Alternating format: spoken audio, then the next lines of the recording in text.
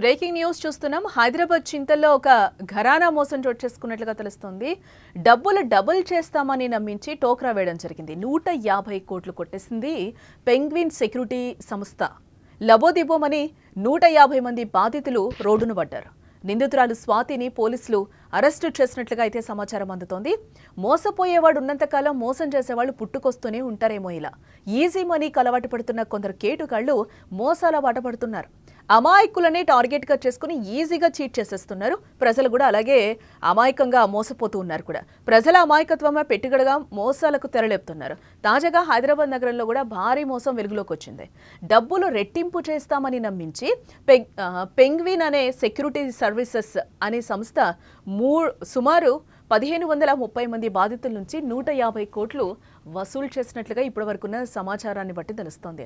మహారాష్ట్రకు చెందిన వడైగర్ బాలాజీ, తండ్లే చౌదరి స్వాతి అనే ఇద్దరు నిందితులు హైదరాబాద్ చింతల్ పరిధిలోని సూర్యనగర్లోని రిడ్జ్ టవర్స్లో పెంగ్విన్ సెక్యూరిటీ సర్వీసెస్ అనే పేరుతో ప్రధాన కార్యాలయాన్ని వాళ్ళు ఏర్పాటు చేయడం జరిగింది.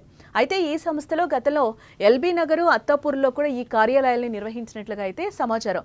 మొత్తానికి నిందితులు అమాయకపు ప్రజలను ఆకర్షించడానికి 1,00,000 డిపాజిట్ చేస్తే 16 నెలల్లో 2 ఇస్తామని ప్రచారం చేసుకున్నారు. దీంతో ఎంతో మంది అమాయకులు వారి మాటలు నమ్మి వలలో పడ్డారు. ఇక్కడ మనం చూడొచ్చు, అంటే గతంలో కూడా చిట్స్ వేయించుకొని కూడా టోకరా పెట్టిన పరిస్థితులు మనకి కనిపించాయి.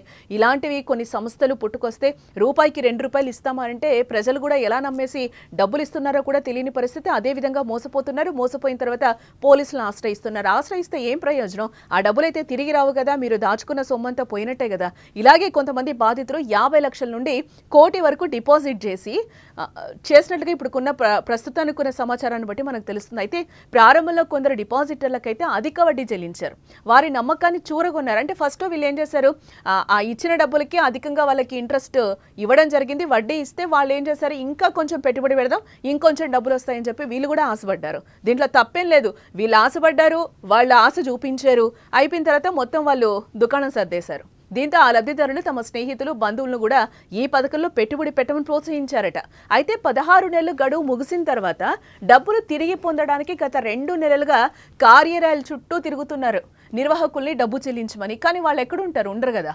ఈ నెల 30వ తేదీన దాదాపు 100 మంది బాధితులు కార్యాలయానికి చేరుకోగా అది మూసివేసి ఉండడంతో తాము మోసపోయామని అప్పుడు గ్రహించారు ఈ అమాయక ప్రజలు ఎవరైతే డబ్బులు పెట్టారో ఈ కార్యాలయంలో పెంగ్విన్ అనే సంస్థలో వాళ్ళు. వెంటనే బాధితులు పోలీసులకు ఫిర్యాదు చేయగా నిర్వాహకుల్లో ఒకరైన స్వాతిని ఇప్పటికే పోలీసులు అయితే అదుపులోకి తీసుకున్నట్లుగా తెలుస్తోంది. బాలాజీ కోసం గాలింపు చర్యలు అయితే కొనసాగుతున్నాయి.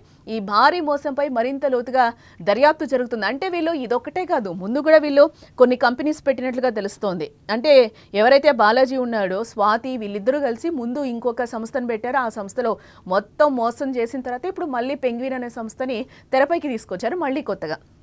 అయితే గతంలో స్వాతి సోదరుడు బాలాజీ స్నేహితులు 2015లోనే స్వాతి భర్త చనిపోయాడు. భర్త చనిపోయిన తర్వాత మళ్ళీ వీళ్ళు ఒకటి డింగ్ బ్యాటిల్ ఎంటర్ప్రైజెస్ పేరుతో ఇట్లనే ఒక సంస్థను పెట్టారు. దాంట్లో కూడా ఇన్వెస్టర్లని డబ్బులు పెట్టించడం, మళ్ళీ వాళ్ళకి అధిక వడ్డీ వస్తుంది మీకు అని చెప్పి డబ్బులు తీసుకోవడం, మళ్ళీ వాళ్ళకి కొద్ది రోజులు ఎరగా వేయడం, మీకు ఇంట్రెస్ట్ ఎక్కువగా వచ్చిందని చెప్పడం, మళ్ళీ వాళ్ళ దగ్గర నుంచి డబ్బులు పెట్టించుకోవడం, ఇలాగే చేసి ఆ సంస్థకి ఆ దుకాణం మూసేసినారు. ఆ మూసేసిన తర్వాత ఇప్పుడు మళ్ళీ ఇంకొకటి ఇప్పుడు కూడా ఇక్కడ అడ్డంగా బుక్ అయ్యారు. బట్ పరారీలో బాలాజీ ఉన్నట్లుగా తెలుస్తుంది. వీళ్ళ కోసం అయితే గాలిస్తున్న పరిస్థితి కనిపిస్తుంది. ఏం జరుగుతుందో చూడాలి. నిందితులు స్వాతి అయితే ఎలాంటి విషయాలు బయటపెడుతుందో చూడాలి. ఆ డబ్బు ప్రజలకి తిరిగి ఇప్పిస్తారా పోలీసులు, లేకపోతే ఏం చేస్తారు, ఆ బాలాజీ దొరుకుతాడా అనేది కూడా చూడాల్సిన అంశం. ప్రజలు ఈజీ మనీకే ప్రజలు కూడా అలవాటు పడుతున్నారా ఈ రోజుల్లో? ఎందుకు మీరు కష్టపడి దాచుకున్న డబ్బుని ఈరోజు మళ్ళీ ఎవరికో ఇచ్చేసి ఏదో డబ్బులు తొందరగా వచ్చేస్తాయి, మనం పైకి ఎదిగిపోతామని అనుకుంటున్నారా? అలాంటివి ఏం జరగట్లేదు కదా. ఇలాంటివి మనం చూస్తూనే ఉన్నాం. న్యూస్ చూస్తున్నారు, పేపర్లో వస్తున్నాయి. సోషల్ మీడియా విపరీతంగా పెరిగిన తర్వాత కూడా ఇలాంటి న్యూస్లు మనకు వస్తూనే ఉన్నాయి కదా. మోసపోకండి, కొంచెం జాగ్రత్తగా ఉండండి. మరిన్ని అప్డేట్స్ కోసం చూస్తూనే ఉండండి సుమన్ టీవీ.